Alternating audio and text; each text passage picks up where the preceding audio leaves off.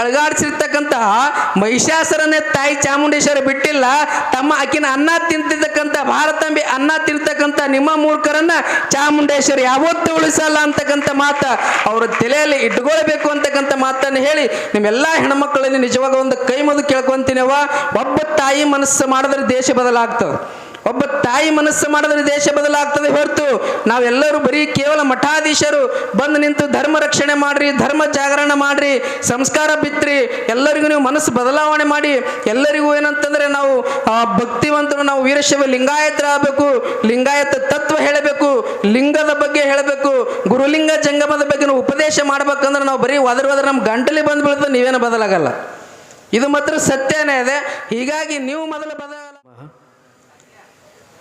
ಪ್ರಥಮದಲ್ಲಿ ಭಾರತವನ್ನು ಶ್ರೀಮಂತಗೊಳಿಸಿದ ಎಲ್ಲ ದಿವ್ಯ ಸನಾತನರನ್ನು ತಾಯಿ ಭಾರತಾಂಬೆಯನ್ನು ಸ್ಮರಣೆ ಮಾಡಿ,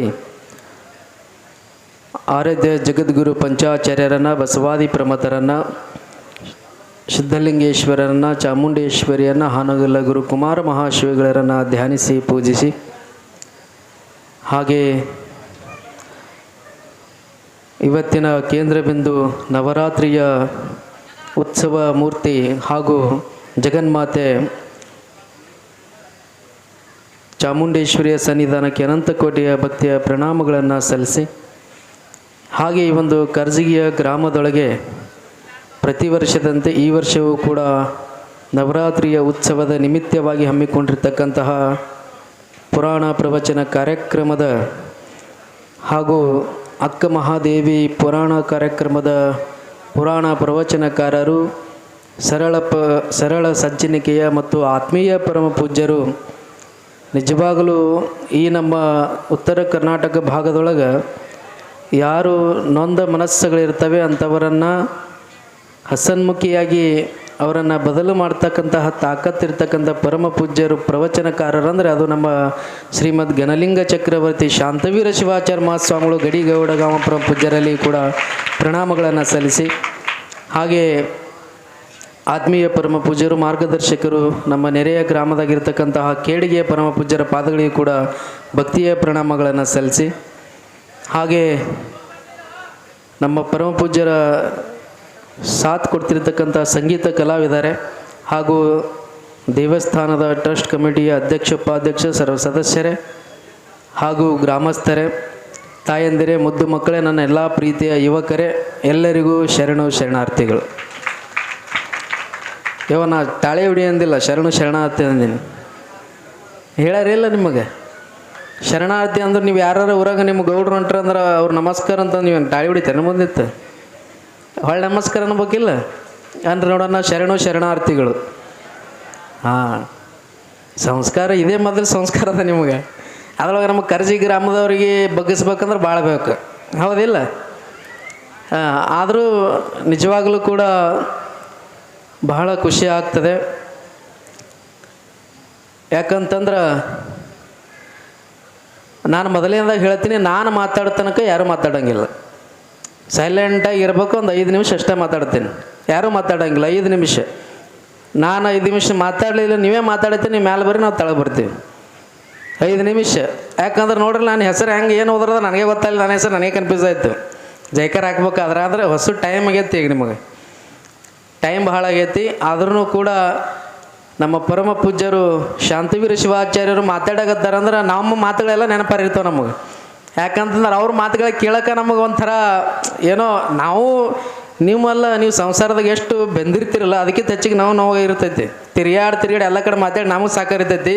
ಆದ್ರೆ ಇಂಥ ಪರಮ ಪೂಜ್ಯರ ಮಾತು ಕೇಳಿ ನಮ್ಮದು ಮನಸ್ಸು ಸ್ವಚ್ಛ ಆಗ್ತದಲ್ಲ, ಅಂಥ ಮಾತಿನ ಕಿಮ್ಮತ್ತು ತಾಕತ್ತು ಪರಮ ಪೂಜ್ಯರಲ್ಲಿ ಇದೆ ಅಂತಕ್ಕಂಥದ್ದನ್ನು. ಬಹಳ ಒಳ್ಳೆಯ ಪ್ರವಚನಕಾರರು.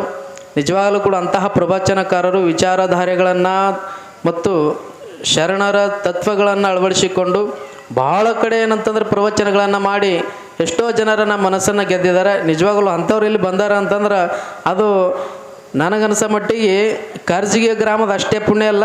ಇವರು ಏನಾರ ಬಂದಾರ ಅಂತೇಳಿ ಸ್ವಲ್ಪ ನೀವು ಜಾಸ್ತಿ ಪ್ರಚಾರ ಮಾಡಿದ್ರಿ ಅಂತಂದ್ರೆ ಮಾಶಾಳ, ಮಣೂರು, ಇಲ್ಲ ಸುತ್ತಮುತ್ತ ಎಲ್ಲ ಹಳ್ಳಿಯವ್ರನ್ನೂ ಕೂಡ ಬರ್ತಿದ್ರು ಅಂತಕ್ಕಂಥದ್ದನ್ನು ನಿಮ್ಗೆ ಅದು ಬಿಟ್ಟಿದ್ದು.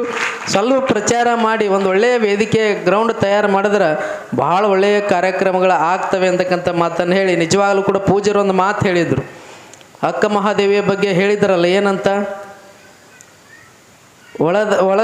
ಒಳಗಿರ್ತಕ್ಕಂಥ ಶರೀರವನ್ನು ಹೊರಗೆ ಹಾಕಿದ್ರು, ಹೊರಗಿರ್ತಕ್ಕಂಥ ಶರೀರವನ್ನು ಒಳಗೆ ಹಾಕಿದ್ರಂತ. ನಿಜವಾಗಲೂ ಒಳಗಿರ್ತಕ್ಕಂಥ ಶರೀರ ಹೊರಗೆ ಹಾಕಿದ್ವಿ ಅಂತಂದ್ರೆ ನಿಜವಾಗಲೂ ಯಾರೂ ಎಲ್ಲಿ ನಮ್ಮ ಮುಂದೆ ಯಾರೂ ನಿಂದಿರಂಗಿಲ್ಲ.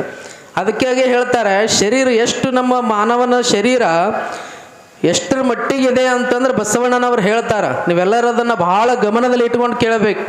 ಬಸವಣ್ಣನವ್ರು ಬಹಳ ಅದ್ಭುತವಾಗಿರ್ತಕ್ಕಂಥ ವಿಚಾರ ನಾವು ಹೇಳ್ತಾರೆ. ಮಾನವನ ಶರೀರಕ್ಕೆ ಎಷ್ಟು ಬೆಲೆ ಅದ ಅಂತ ಹೇಳ್ತಾರೆ.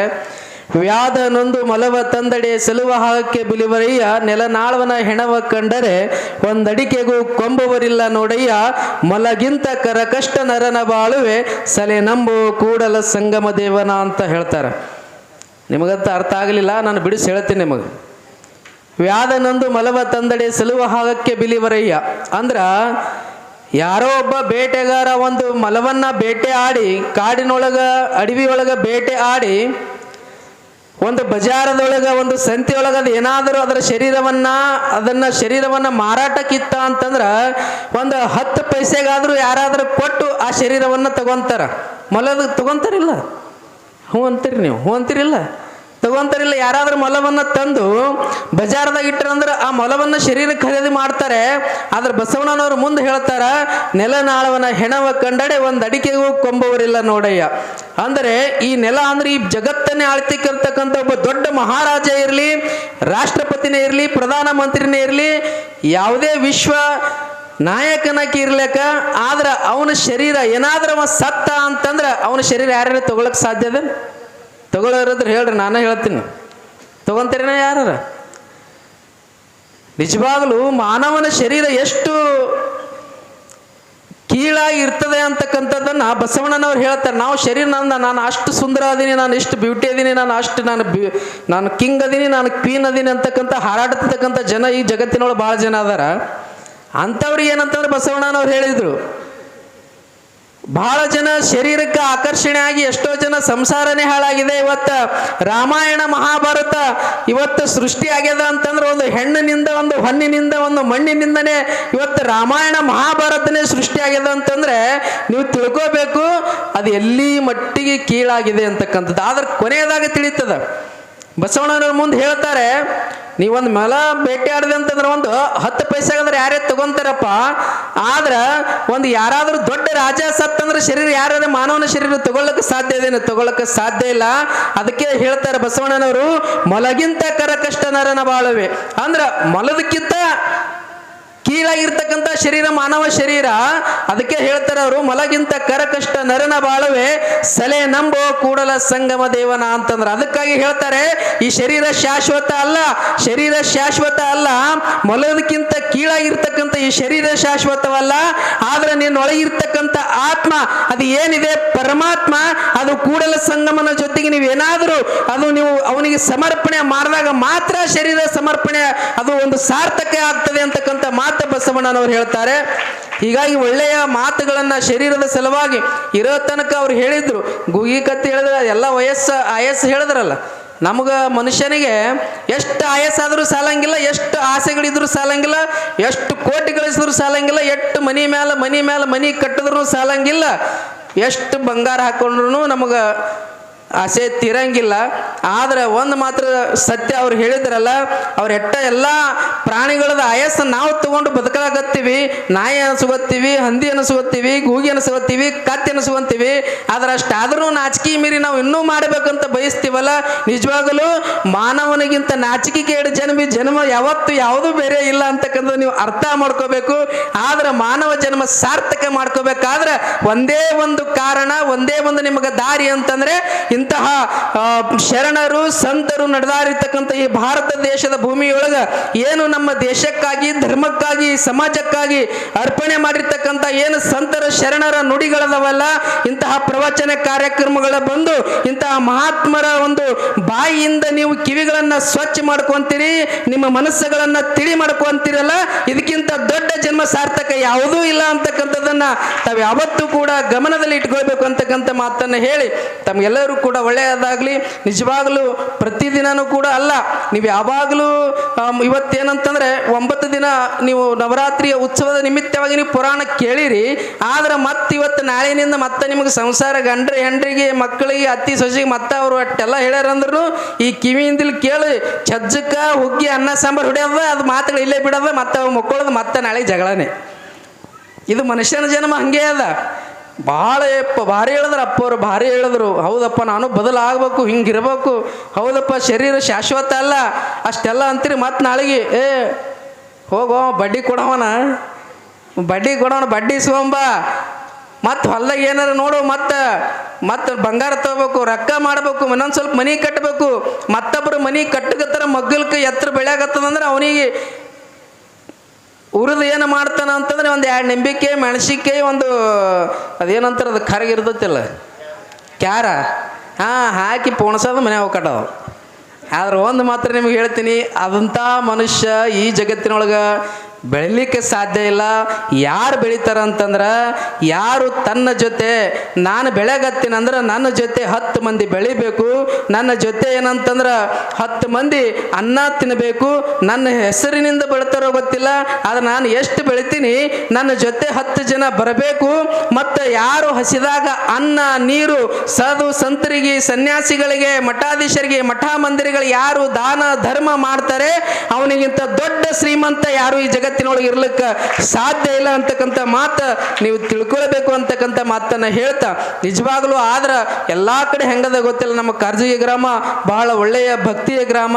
ಎಂಥ ಭಕ್ತಿ ಅಂತಂದ್ರೆ ಏನಾಂಗ ಅನಸ ಮಟ್ಟಿಗೆ ಕರ್ಜಿಗೆ ಗ್ರಾಮದ ಭಕ್ತರು ಅದು ಎಂತಹ ಭಕ್ತಿ ಅಂದ್ರೆ ಅದು ಭೀಮನ ಭಕ್ತಿ ಇರ್ತಕ್ಕಂತಹ ಶಕ್ತಿ ಅದು ಕರ್ಜಿ ಗ್ರಾಮದೊಳಗೆ ಇದೆ ಅಂತಕ್ಕಂಥ ಮಾತನ್ನು ಹೇಳ್ತಾ, ನಿಜವಾಗಲೂ ಒಳ್ಳೆಯದಾಗಲಿ. ಆ ಜಗನ್ಮಾತೆ ತುಳಜಾ ಭವಾನಿ ಚಾಮುಂಡೇಶ್ವರಿ ನಿಮಗೆಲ್ಲರಿಗೂ ಕೂಡ ಒಂದು ಅರ್ಥ ಮಾಡ್ಕೋಬೇಕು. ಇವತ್ತಿನ ದಿನಮಾನದೊಳಗೆ ನಾವು ಎಲ್ಲರೂ ದೇವರನ್ನು ಆರಾಧಿಸ್ತೇವೆ. ಚಾಮುಂಡೇಶ್ವರಿಯನ್ನು ನಾವು ಕೆಲವರು ಆಸ್ತಿಕರು ಅಂತಂದ್ರೆ ರೊಕ್ಕ ಇದ್ದವರಲ್ಲ, ದೈವ ಭಕ್ತಿ ಇದ್ದವರು, ದೇವರಿಗೆ ನಂಬೋರು ಯಾರಿದ್ದಾರೆ ಅವರು ಆಸ್ತಿಕರು. ನಾವೆಲ್ಲ ಆಸ್ತಿಕರು ಏನು ಮಾಡ್ತೀವಿ ಅಂದರೆ ಚಾಮುಂಡೇಶ್ವರಿಯನ್ನು ತಾಯಿ ಅಂತ ಪೂಜೆ ಮಾಡ್ತೇವೆ. ಆದರೆ ಕೆಲವು ಮೂರ್ಖರು ನಾಸ್ತಿಕರು ಏನು ಮಾಡಾಕತ್ತಾರ ಅಂದ್ರೆ ಆ ಒಂದು ತಾಯಿ ಚಾಮುಂಡೇಶ್ವರಿಯ ಮಾನ ಅಪಮಾನ ಮಾಡುತ್ತಿರ್ತಕ್ಕಂತಹ ಆ ಮಹಿಷಾಸುರನನ್ನ ಏನು ಸಂಹಾರ ಮಾಡಿದಳು ಚಾಮುಂಡೇಶ್ವರಿ, ಆ ಮಹಿಷಾಸುರನನ್ನ ಪೂಜೆ ಮಾಡ್ತಕ್ಕಂಥ ಮೂರ್ಖರು ಕೂಡ ಇನ್ನು ದೇಶದೊಳಗೆ ಇದ್ದಾರೆ ಅಂತಕ್ಕಂಥದ್ದು ನೀವು ಮರಿಬಾರ್ದು. ನನಗನ್ಸ ಮಟ್ಟಿಗೆ ಯಾರು ಅಂತಹ ಮಹಿಷಾಸುರನ ಪೂಜೆ ಮಾಡ್ಲಿಕ್ಕೆ ಹೊಂಟಾರಲ್ಲ ನಾಸ್ತಿಕರು, ಅವ್ರು ಯಾವತ್ತೂ ಕೂಡ ಭಾರತ ದೇಶದ ಪ್ರಜೆಗಳಾಗಲಿಕ್ಕೆ ಸಾಧ್ಯ ಇಲ್ಲ, ಈ ಭಾರತ ದೇಶದಾಗ ಹುಟ್ಟಲಿಕ್ಕೆ ಸಾಧ್ಯ ಇಲ್ಲ.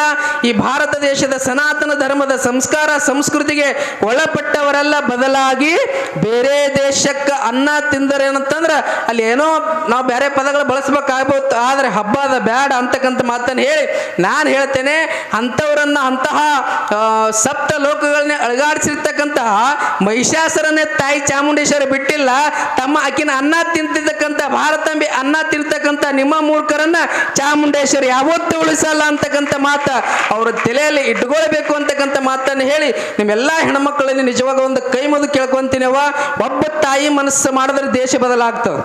ಒಬ್ಬ ತಾಯಿ ಮನಸ್ಸು ಮಾಡಿದ್ರೆ ದೇಶ ಬದಲಾಗ್ತದೆ ಹೊರತು ನಾವೆಲ್ಲರೂ ಬರೀ ಕೇವಲ ಮಠಾಧೀಶರು ಬಂದು ನಿಂತು ಧರ್ಮ ರಕ್ಷಣೆ ಮಾಡ್ರಿ, ಧರ್ಮ ಜಾಗರಣ ಮಾಡ್ರಿ, ಸಂಸ್ಕಾರ ಬಿತ್ರಿ, ಎಲ್ಲರಿಗೂ ನೀವು ಮನಸ್ಸು ಬದಲಾವಣೆ ಮಾಡಿ ಎಲ್ಲರಿಗೂ ಏನಂತಂದ್ರೆ ನಾವು ಭಕ್ತಿವಂತರು, ನಾವು ವೀರಶೈವ ಲಿಂಗಾಯತರಾಗಬೇಕು, ಲಿಂಗಾಯತ ತತ್ವ ಹೇಳಬೇಕು, ಲಿಂಗದ ಬಗ್ಗೆ ಹೇಳಬೇಕು, ಗುರುಲಿಂಗ ಜಂಗಮದ ಬಗ್ಗೆ ನಾವು ಉಪದೇಶ ಮಾಡ್ಬೇಕಂದ್ರೆ ನಾವು ಬರೀ ಒದರ ನಮ್ಮ ಗಂಟಲಿ ಬಂದು ಬೀಳ್ತದೆ, ನೀವೇನು ಬದಲಾಗಲ್ಲ.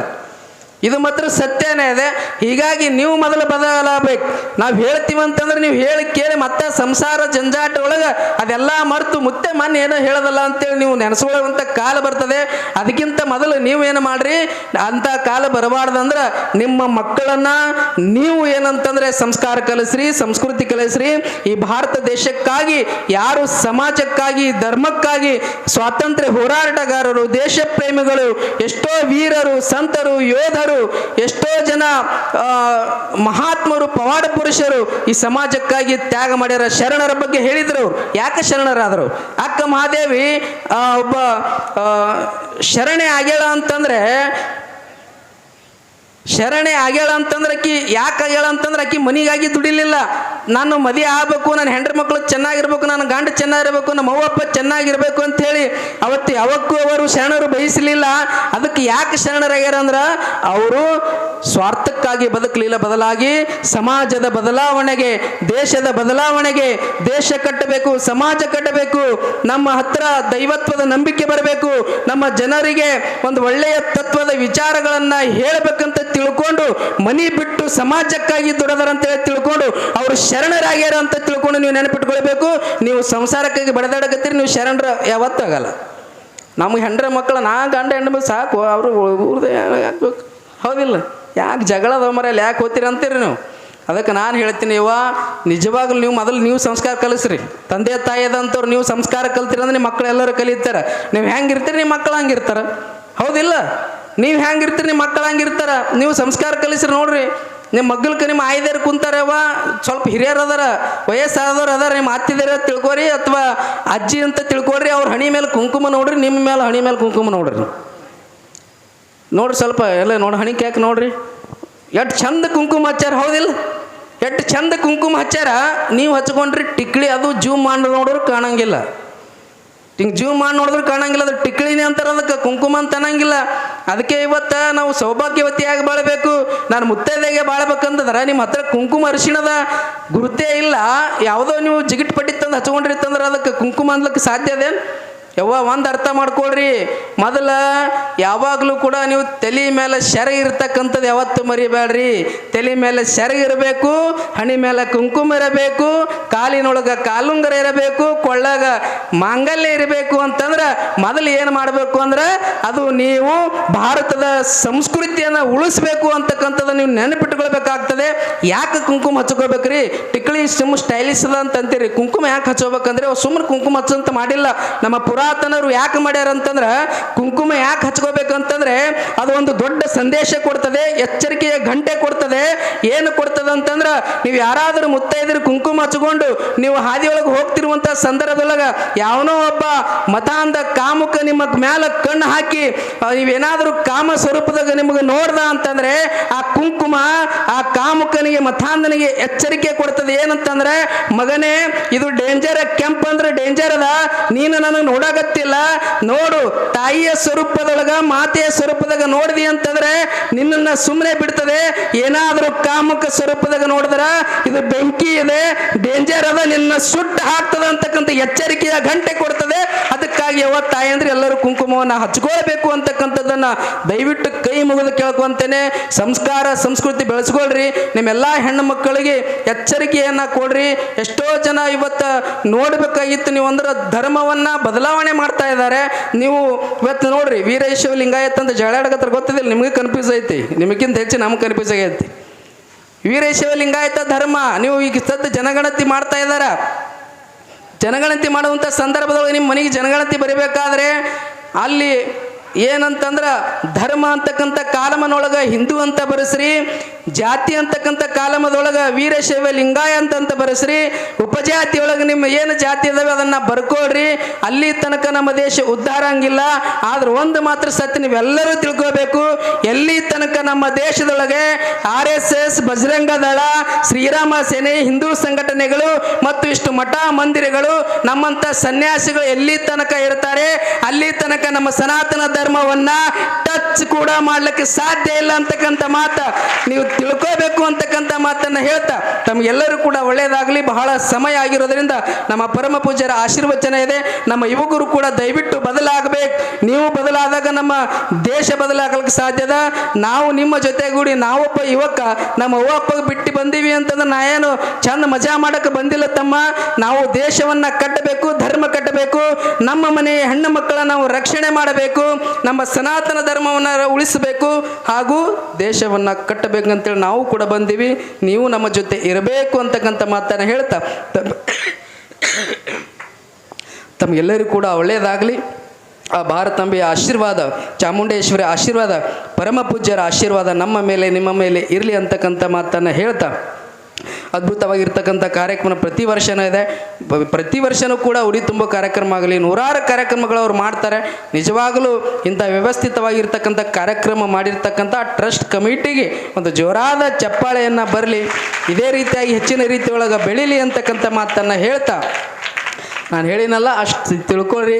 ಮತ್ತು ಬೇರೆ ಕಾರ್ಯಕ್ರಮ ನಾನು ಮಾತಾಡ್ತೀನಿ ಅಂತಕ್ಕಂಥ ಮಾತನ್ನು ಹೇಳ್ತಾ ಕೊನೆಯದಾಗಿ ಜೈಕಾರ ಹಾಕೋಣ. ಜೈಕಾರ ಹಾಕಿ ನಮ್ಮ ದೇಶ, ನಮ್ಮ ಧರ್ಮ, ನಮ್ಮ ಸಂಸ್ಕಾರ, ನಮ್ಮ ನೆಲ, ನಮ್ಮ ಸಂತರ ನಾಡು, ನಮ್ಮ ಶರಣರ ನಾಡು, ನಮ್ಮ ಸನಾತನ ಹಿಂದೂ ಧರ್ಮದ ನಿಬೀಡು ಅಂತಕ್ಕಂಥದ್ದನ್ನು ಯಾವತ್ತೂ ನೀವು ಮರಿಬಾರ್ದು. ಯಾರು 100 ಜನ 100 ಮಾತಾಡ್ತಾರೆ, ಆದರೆ ನಾನು ಯಾವತ್ತೂ ಕೂಡ ಒಬ್ಬ ಭಾರತ ದೇಶದ ಪ್ರಜೆ, ನಾವೆಲ್ಲರೂ ಭಾರತೀಯರು, ನಾವೆಲ್ಲರೂ ಕೂಡ ಯಾರ ವಿರೋಧಿಗಳ ನಾವಲ್ಲ, ಆದರೆ ನಾವು ಮಾತ್ರ ಭಾರತೀಯರು, ನಾವು ಮಾತ್ರ ಪಕ್ಕಾ ಸನಾತನ ಹಿಂದೂ ಧರ್ಮದವರು ಅಂತಕ್ಕಂಥದ್ದನ್ನು ಯಾವತ್ತೂ ಮರಿಬಾರ್ದು. ವೀರಶೈವ ಲಿಂಗಾಯತ ಧರ್ಮದ ಅಸ್ತಿತ್ವ ಉಳಿಬೇಕಾಗಿತ್ತಂದ್ರೆ ನೀವೆಲ್ಲರೂ ದೀಕ್ಷೆಯನ್ನು ತಗೊಳ್ರಿ, ಪೂಜೆಯನ್ನು ಮಾಡ್ಕೊಳ್ರಿ. ಹಾಗೆ ನಿಮ್ಮ ಮಕ್ಕಳಿಗೂ ಕೂಡ ಮಠ ಮಂದಿರಿಗೆ ಬೆಳಗ್ಗೆ ಎದ್ದು ಪೂಜೆ ಮಾಡ್ಸಕ್ಕೆ ಹಚ್ಚ್ರಿ ಅಂತಕ್ಕಂಥ ಮಾತನ್ನು ಹೇಳಿ, ಯಾರ್ಯಾರು ಬಾಯದವ ಎಲ್ಲರೂ ಜೋರಾಗಿ ಏನಂತಂದರೆ ಧ್ವನಿಯನ್ನು ಎತ್ತಬೇಕು. ನಾವು ಜೈಕಾರ ಹಾಕಿದಾಗ ತಾವು ಜೈಕಾರ ಹಾಕಬೇಕು ಅಂತಕ್ಕಂಥ ಮಾತನ್ನು ಹೇಳ್ತಾ ತಾಕತ್ತಿನ ಜೈಕಾರ. ಯಾರು ನಾಚಿಕೆ ಪಡಬಾರ್ದು, ಯಾರು ಎದುರನ್ನೂಬಾರ್ದು, ಯಾರು ತಲೆನೂ ಕೆಡಿಸ್ಕೋಬಾರ್ದು. ಜೈಕಾರ ಎಂಥ ಜೈಕಾರ ಅಂತಂದ್ರೆ ಅದು ನಮ್ಮ ಭಾರತದ ದೇಶದ ಜೈಕಾರ ಅದ ಅಂತಕ್ಕಂಥ ಮಾತನ್ನು ಹೇಳಿ, ಬೋಲೋ ಭಾರತ್ ಮಾತಾ ಕಿ, ಬೋಲೋ ಭಾರತ್ ಮಾತಾ ಕಿ, ವಂದೇ ವಂದೇ, ಜೈ ಜವಾನ್, ಜೈ ಜವಾನ್. ಇದು ಬಹಳ ದೊಡ್ಡ ಜೈಕಾರ ಅದ. ಇದು ಯಾವಾಗಲೂ ಕೂಡ ನಮ್ಮನ್ನು ಎಚ್ಚೆತ್ತರನ್ನಗೊಳಿಸತಕ್ಕಂಥ ನಮ್ಮ ಯುವತಿಯರನ್ನು, ನಮ್ಮ ಯುವಕರನ್ನು, ಮುಂದಿನ ದೇಶದ ತಾಕತ್ತನ್ನು ಹೆಚ್ಚುವಂತಹ ಜೈಕಾರ. ಯಾರ್ಯಾರು ಬಾಯದವು ಎಲ್ಲರೂ ಒಬ್ಬರು ಬಿಡಲಾರ್ದಂಗೆ ನಾನೊಬ್ಬ ಭಾರತೀಯ ಅಂತ ತಿಳ್ಕೊಂಡು ಎಲ್ಲರೂ ಹೆಮ್ಮೆಯಿಂದ ಹೇಳ್ಕೊಂಡು ಜೈಕಾರ ಹಾಕೋಬೇಕು. ಜೈ ಶ್ರೀರಾಮ್, ಜೈ ಜೈ ಶ್ರೀರಾಮ್, ಜೈ ಭವಾನಿ, ಜೈ ಭವಾನಿ, ಜೈ ಶಿವಾಜಿ. ಸನಾತನ ಹಿಂದೂ ಧರ್ಮಕ್ಕೆ, ಸನಾತನ ಹಿಂದೂ ಧರ್ಮಕ್ಕೆ, ಬೋಲೋ ಭಾರತ್ ಮಾತಾ ಕಿ. ಸರ್ವೇ ಜನ ಸುಖಿನೋ ಭವಂತು. ಸತ್ಯಂ ಶಿವಂ ಸುಂದರಂ. ಇವತ್ತು ನಾವು ಎರಡೇ ಪ್ರಾರ್ಥನೆ ಮಾಡ್ಕೊಳ್ಳೋಣ. ದೇಶದ ಗಡಿ ಕಾಯ್ತಿರ್ತಕ್ಕಂತಹ ಸೈನಿಕನ ಇಷ್ಟೆಲ್ಲ ಮಜಾ ಮಾಡಕತ್ತಿ, ಪುರಾಣ ಕೇಳಕತ್ತೀವಿ ಅಂದ್ರೆ ಅದು ಎಲ್ಲ ಅವ್ವ ಅಪ್ಪಗೆ ಬಿಟ್ಟು, ದೋಸ್ತರಿಗೆ ಬಿಟ್ಟು, ಸಂತೋಷ ಅನ್ನೋದು ಬಿಟ್ಟು ನಮ್ಮ ಸಲುವಾಗಿ ದುಡಿತಿರ್ತಕ್ಕಂಥ ಸೈನಿಕ ಅದನ್ನಲ್ಲ, ಆ ಸೈನಿಕನಿಗೆ ಎಂಥ ಎದುರಾಳಿಗೆ ಬಂದ್ರೂ ಅವರನ್ನು ಸಂಹಾರ ಮಾಡುವಂಥ ತಾಕತ್ತು ಕೊಡು ಜಗನ್ಮಾತೆ ಅಂತೇಳಿ ಒಂದನೇ ಪ್ರಾರ್ಥನೆ ಆಗಿರಲಿ. ಎರಡನೇ ಪ್ರಾರ್ಥನೆ ಅನ್ನದಾತನಾಗಿರ್ತಕ್ಕಂತಹ ರೈತ, ಆ ರೈತನಿಗೆ ಒಳ್ಳೆಯ ಮಳೆ, ಮಳೆಯ ತಕ್ಕಂಗೆ ಬೆಳೆ, ಬೆಳೆಯ ತಕ್ಕಂಗೆ ಬೆಲೆ ಸಿಗಲಿ ಭಗವಂತ, ಜಗನ್ಮಾತೆ ಅಂತೇಳಿ ಇವೆರಡು ಪ್ರಾರ್ಥನೆ ಮಾಡಿಕೊಂಡ್ರೆ ಸಾಕು. ನಮ್ಮ ಭಾರತ ದೇಶ ಜಗದ್ಗುರು ಭಾರತ ದೇಶ ಆಗಲಿಕ್ಕೆ ಸಾಧ್ಯದ ಅಂತಕ್ಕಂಥ ಮಾತನ್ನು ಹೇಳ್ತಾ ತಮ್ಮೆಲ್ಲರೂ ಕೂಡ ಒಳ್ಳೆಯದಾಗಲಿ. ಸರ್ವೇ ಜನ ಸುಖಿನೋ ಭವಂತು. ಸತ್ಯಂ ಶಿವಂ ಸುಂದರಂ.